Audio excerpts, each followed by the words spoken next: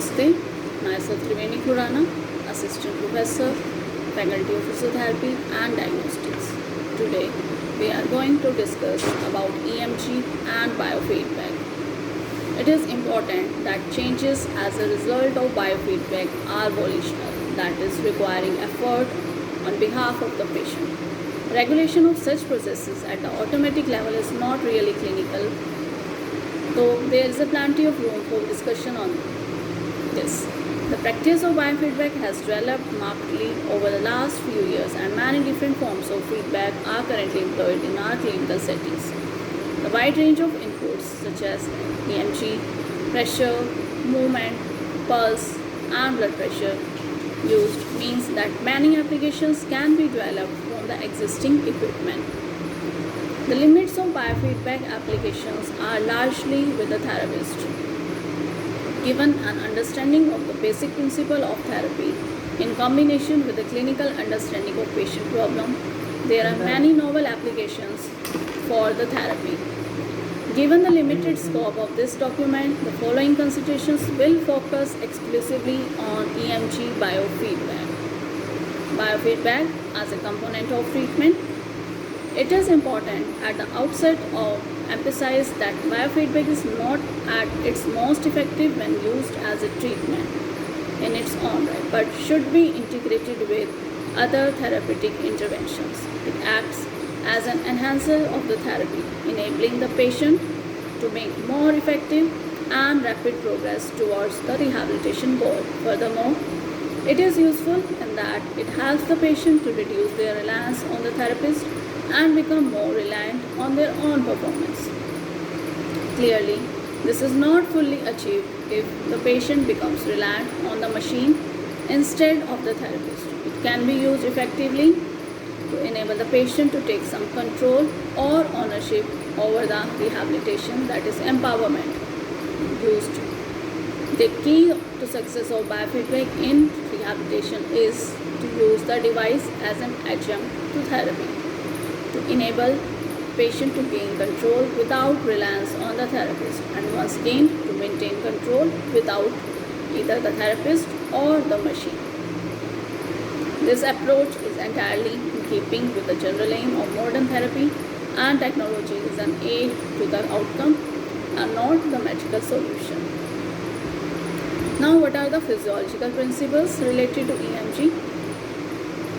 The principles of EMG are usefully reviewed as a reasonable understanding of what the machine is doing will assist the therapist in determining the most appropriate machine settings and applications, including electrodes and signal processing. Machine utilizes surface electrodes which detect small voltage changes which arise from the working muscles. The electrodes are silver or silver chloride construction, which are efficient at detecting small biological electrical signals from the body's surface. The use of an appropriate electrode gel helps in converting the biological, that is ionic signals, to electrical signals needed by the machine, and will also help to reduce some noise. The use of surface electrodes results in a broadly sourced signal which will not be specific to a particular motor unit or even a specific muscle. Signals reaching the electrode need to be processed before they are of any real value to the patient. Signal is amplified and usually filtered and then processed. The result of these actions is to produce a time varying electrical voltage which can be displayed to the patient by means of a series of lights, varying tones, numbers on the LED display, or through a computer link once it has been converted from an analog to a digital form. Although this electrical processing means that patient does not get to see their real electrical muscle activity, it is actually more useful in its processed form. Electrical placement or electrode placement. Surface electrodes used for EMG biofeedback record a broad electrical picture of the electrical activity from the underlying tissues. It is not possible with this electrode arrangement to identify with certainty that a particular signal is coming from a specific muscle, but electrode placement will influence the specificity of displayed data. The muscle fiber nearest to the electrode will have the greatest influence on the combined signal. Distant muscle signals will have an effect on the overall picture, but their influence will be diminished due to dispersion of the signal in the tissues and the reduction in signal strength due to the impedance of the tissues. Wide electrode spacing will increase the volume of tissue from which the signals are collected and will therefore increase the number of muscles, which will influence the displayed data, and conversely, narrower spacing will reduce the tissue, which influences signal, making it more specific. Even with spacing, close spacing over superficial muscles, it is not possible to be sure that the signals are only derived from a particular muscle. Noise which arises due to movement of electrodes or the electrode lead can make the signal quite dirty and thus harder for the patient to comprehend. There are several things which should be routinely carried out to minimize motion artifact. Firstly, electrodes should be cleaned after each application and a good ionic conductive gel applied at each use. Maintaining electrode position with a quality adhesive tape or self-adhesive electrodes makes a significant difference to this type of noise and where significant movement of the limb may occur. It is a wise precaution to lightly tape the electrode leads skin surface, as this will reduce drag on the leads and therefore reduce movement between the electrode and the skin surface. Orientation of the electrode with the muscle. Generally agreed whenever possible, active electrode should be placed in parallel with dominant muscle fiber, as this minimizes signal cancellation and maximizes the sensitivity of the biofeedback system.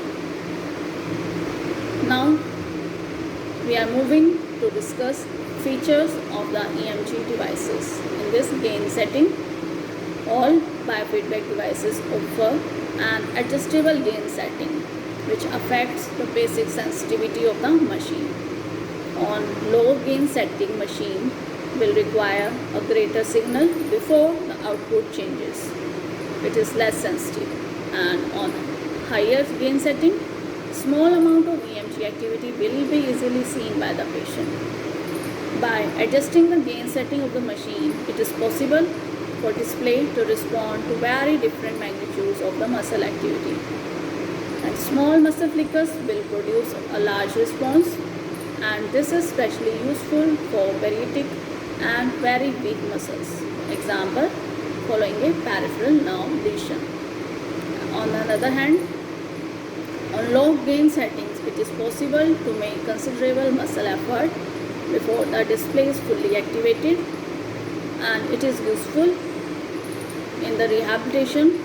Example, in the later stage rehabilitation of quadriceps muscle, where the patient is encouraged to make a maximum effort during a particular movement. Appropriate adjustment of the gain setting is an important feature.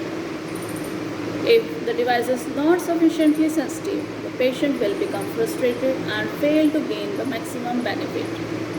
If, on the other hand, the machine is too sensitive, it will be too easy to achieve full-scale activation and no real benefit will be gained.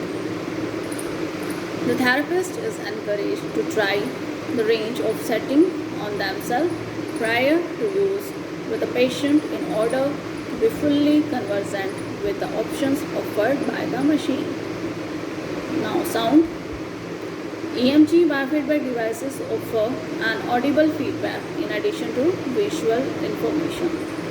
Some patients find this to be particularly valuable while others find it quite annoying. Machine allow the facility to be turned on or off and for the volume to be adjusted with ease. With most devices, the change in sound is such that the frequency of the beats increases with increased EMG activity. Threshold.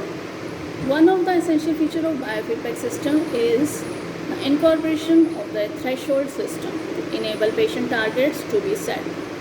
The audible signal can be adjusted so that it will only be heard if the patient achieves a preset activity level.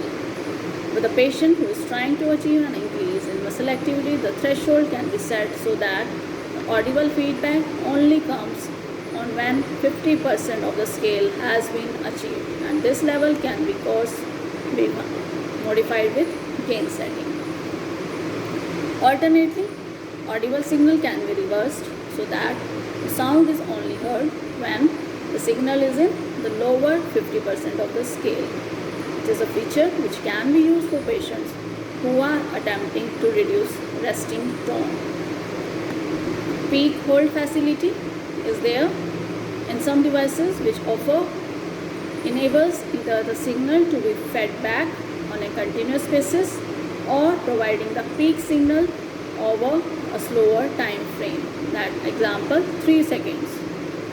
With the peak hold on, the display does not change instantly but reports the peak activity in the previous 3-second recording period. This facility can be useful especially in the later stage recovery or rehab, when sustained activity is more important than instantaneous EMG spikes. In early rehabilitation, or patients who are struggling to achieve any significant EMG, it is preferable to use instantaneous feedback as it is far less confusing. Thank you.